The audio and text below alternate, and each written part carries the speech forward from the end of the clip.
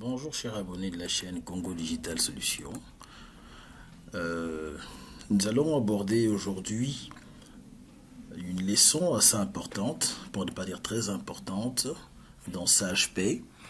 En fait, il s'agit du calcul des salaires selon la législation congolaise, bien sûr Congo RDC, capitale Kinshasa. Et donc, plusieurs personnes ont eu à me demander s'il était possible de paramétrer le logiciel de manière à ce qu'il puisse calculer automatiquement le salaire, c'est-à-dire en incluant les avantages, les retenues et en particulier le calcul de l'hyper de l'impôt qui est un casse-tête pour plusieurs personnes. La réponse est affirmative, donc oui, on peut paramétrer le logiciel. Alors, sans plus tarder, nous allons rentrer dans le vif du sujet. Alors, pour ce faire, j'ai eu à créer, bien sûr, l'entreprise Congo Digital Solutions que j'ai paramétré d'avance. Bon, je n'y reviendrai pas, sauf pour ceux qui auront besoin du paramétrage. Ils peuvent me contacter en privé, je laisserai mes coordonnées en fin de vidéo. Alors, j'ai eu à créer cette entreprise, c'est-à-dire l'entreprise Congo Digital Solutions SARL. Et au niveau du menu liste, j'ai eu à créer ou à faire en sorte qu'il y ait une organisation. Il y a des départements que j'ai eu à créer, il y a des services, il y a des unités et puis il y a des catégories. D'accord.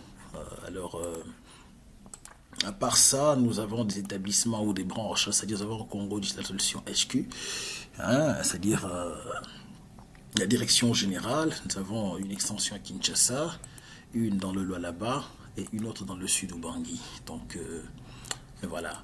Alors à part ça, qu'est-ce que nous avons eu à faire également? On a créé une convention collective interprofessionnelle, donc voilà.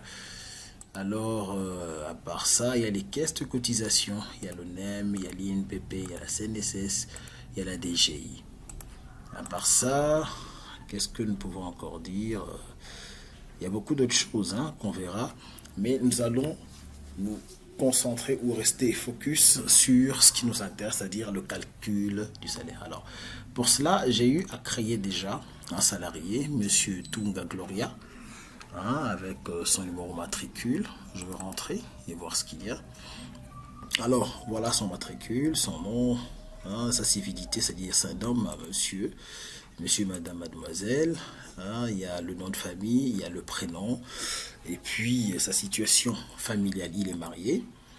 Et puis il y a le nombre d'enfants. Très important le nombre d'enfants, puisqu'il va nous permettre de calculer la réduction de l'IPR. D'accord? Donc voilà, quand je clique sur enfant, j'ai deux enfants, il y a Tunga Lewis, Tunga Jocelyne, c'est des noms que j'écris comme ça. Alors voilà, et je précise ici que les deux enfants sont pris en charge. Donc voilà, ce sont des enfants qui sont pris en charge, il y a leur date de naissance, ainsi de suite. Donc c'est cela. Il y a la nationalité qui est aussi importante, puisque... comme nous le savons, les expatriés ou les étrangers payent plutôt les entreprises qui emploient des expatriés payent une certaine redevance aux impôts, l'IER. Donc c'est très important. Il y a l'email, ainsi de suite. On peut renseigner le numéro de sécurité sociale. Là, c'est l'état civil. Il y a les coordonnées de M. Gloria Tunga. Il y a le contrat, quelle est la date de signature de contrat et tout le reste. Le type d'entrée, c'est une embauche, bien sûr, il a été embauché. Donc voilà. Il y a le poste, donc c'est un acheteur. Il est affecté ou rattaché au département logistique, service achat et unité acheteur. Catégorie, c'est un agent de maîtrise dans cette entreprise. Et puis il y a le fameux planning annuel. Donc voilà. La date de début, ainsi de suite. Donc voilà. Je ne mets pas de date de fin parce que son contrat est en train de courir. Et donc voilà. Et ici, si il a un supérieur hiérarchique, on peut facilement le rattacher à ce supérieur pour dire que X est supérieur hiérarchique de Monsieur Gloria Tunga. Alors, il y a c'est un agent de maîtrise. Dans cette entreprise, c'est un agent de maîtrise. Et puis... du côté de la paie, maintenant, nous allons dire qu'il a un salaire de base de 985 $. hein, 985 dollars, et c'est son salaire moyen. Et puis en même temps, on a un salaire de référence annuel, hein, de 12 805 pour 13 mois, puisqu'en fait, nous supposons, ou nous partons du principe que dans cette entreprise, on paye le 13e chèque, hein, c'est-à-dire plutôt que 12, on compte 13 mois. Donc voilà, il y a les horaires de société, horaires hebdomadaires, donc voilà. Alors là c'est très très important tout ce que nous venons de mettre. Alors très rapidement, qu'est-ce qui va se passer? Nous allons sortir de la liste de salariés, puisque nous étions au niveau du menu liste, on avait cliqué à ce niveau-là. Nous allons maintenant aller dans le menu gestion et cliquer sur bulletin salarié. Alors nous avons cet agent-là, Gloria Tunga. Bien sûr, on pouvait en avoir plusieurs, hein, parce que ça serait fastidieux de se mettre à calculer la paie d'un individu après l'autre, hein, surtout quand le nombre d'employés est très important. Vous avez 1000 employés, ce ne serait pas très facile de calculer la paie d'un agent après l'autre. Pour ça, il y a une façon de faire, c'est-à-dire on peut simplement calculer tous les bulletins en une fois. Mais alors, étant donné que nous sommes chez M. Gloria, nous allons double-cliquer. Et ici, je vais simplement aller au niveau de bulletin calculé et le logiciel me calcule le bulletin de M. Gloria. Alors nous allons l'analyser ensemble. Le salaire de base est de 985, comme on l'a vu ici, hein. Donc le logiciel va récupérer cette information qu'il y a au niveau de la paie. 985, c'est le salaire de base mensuel. Il va le récupérer, bien sûr, et il affiche là. Alors, il n'y a pas d'heures supplémentaires, il n'y a pas d'absence. Et le logiciel va calculer, hein, la redevance de la CNCS pour ce qui est du salarié. Bien sûr, il y a la part patronale aussi, hein, 5% et 13%, le tout ça fait 18%. Et puis, il y a notre fameux IPR qui est calculé automatiquement. Et ici, j'insiste, l'IPR prend en compte le fait que Monsieur Gloria Tunga et 2 enfants. C'est-à-dire il calcule automatiquement la réduction de l'IPR. D'accord? Alors, à part ça, on va voir autre chose. Il y a également l'INPP qui est payé par l'employeur. Payé par l'employeur, et puis il y a l'ONEM, et puis dans cette entreprise, bien sûr, hein, il y a une certaine contribution aux cotisations syndicales, bien sûr, c'est de 1,5 $, voilà, ça tue personne. Il y a le logement légal qui est en fait de l'ordre de 30%, hein, de ceci, et puis nous avons le transport légal, d'accord. Alors à ce niveau, nous pouvons nous rendre compte que la base imposable à ce niveau-là, on a juste pris le total qu'il y a la 985 diminué de la quote-part salariale de la CNSS, et nous sommes à ceci qui est le net imposable. Bien sûr, nous avons également le salaire brut qui est là, 1384,50. Alors, quand on prend, à ce niveau, on va voir la cotisation salariale, les cotisations salariales, à ce niveau-là, qui sont de 209,10. Voilà, c'est ceci, total cotisation. Alors, quand on va faire la différence, hein, du brut là et de la cotisation salariale, on va trouver, hein, le montant net ou le salaire net de Monsieur Gloria. D'accord? Donc c'est cela. Et en même temps, nous avons une information importante, 159,57 $ qui représente l'ensemble des cotisations de l'employeur. Donc voilà, d'une certaine manière. Alors, pour vous montrer ou pour prouver que ce n'est pas un simple jeu de passe-passe, il y a un paramétrage qui a été fait en amont. Nous allons par exemple demander au logiciel de nous calculer ou de nous montrer l'hyper total, hein. On va aller à ce niveau-là.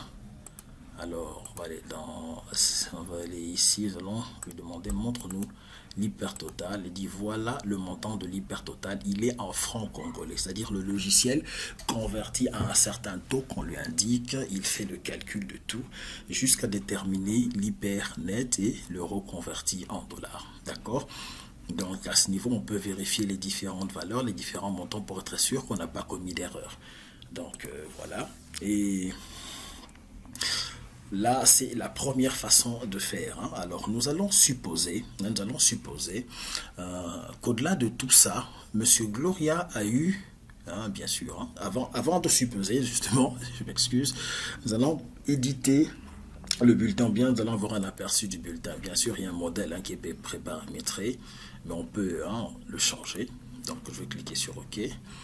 On édite le bulletin et voilà, on dit que M. Gloria habite au numéro 74 avenue Likasi, quartier Makutano, ainsi de suite, la boîte postale.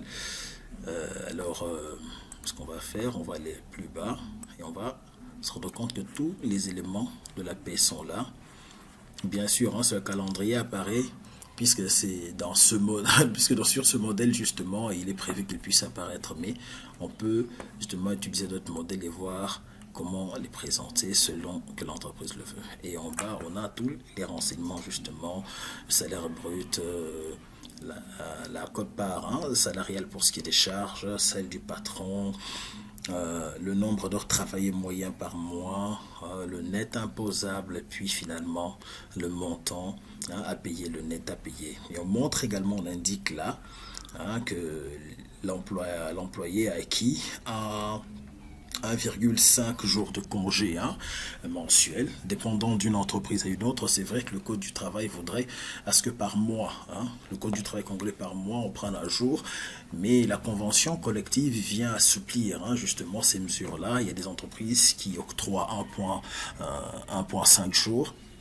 1,5 jours par mois et d'autres font jusqu'à 2, donc dépendant d'une entreprise à une autre. Donc voilà. On a le bulletin qui apparaît, bien sûr, on peut le personnaliser. Alors, après avoir calculé le bulletin, nous allons à présent supposer une chose, c'est-à-dire nous revenons au niveau des heures supplémentaires. Nous allons supposer que monsieur, pendant la période du 1er au 31 juillet 2023, il a eu à faire des heures supplémentaires. Alors on va supposer qu'il a eu à faire des heures supplémentaires de l'ordre de 30%. Ok. Là on va dire c'était en date du 5, du 5 juillet de la même année. Bon, je vais garder le 5 juillet de la même année. Je vais dire qu'il a fait 5 heures.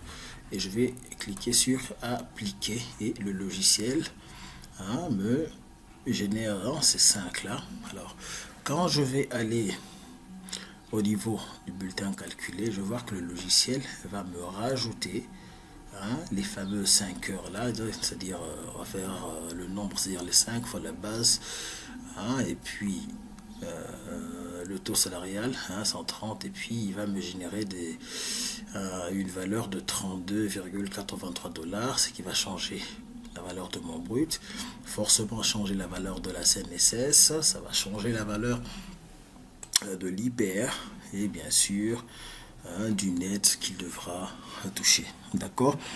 Donc voilà d'une certaine manière. Alors je vais supposer encore autre chose, je vais fermer.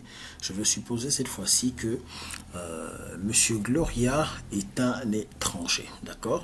C'est étranger, donc je vais aller au niveau du menu liste et je vais dire écoutez, Gloria n'est pas congolais, il est étant sud-africain. Bien sûr, il y en a plusieurs les nationalités. Là, ce sont celles qui sont visibles. Je vais prendre toutes, voilà. Je vais dire par exemple que Monsieur Gloria est de nationalité sud-africaine, il n'y a pas de souci. Et voilà. Alors, je vais essayer de recalculer son salaire. Voilà. Il a annulé l'ancien calcul et quand j'ouvre cette fois-ci, en termes d'heures supplémentaires, il a gardé les heures supplémentaires que j'avais pris, que j'avais eu accumulées, et puis en termes de calcul, il rajoute l'IER sur la quote-part patronale. Donc voilà ce que je voulais vous montrer dans cette vidéo, et j'espère qu'elle vous aura été utile. Et nous restons ouverts pour toute question, de manière à vous aider non seulement à implémenter le logiciel, le déployer en monoposte ou en multiposte, et au besoin donner une bonne formation de manière à rendre aisé justement le calcul des salaires, qui est un casse-tête pour plusieurs, mais qui devient très intéressant quand le paramétrage est bien fait. Ceci dit, je vous dis à très vite pour d'autres vidéos. Merci.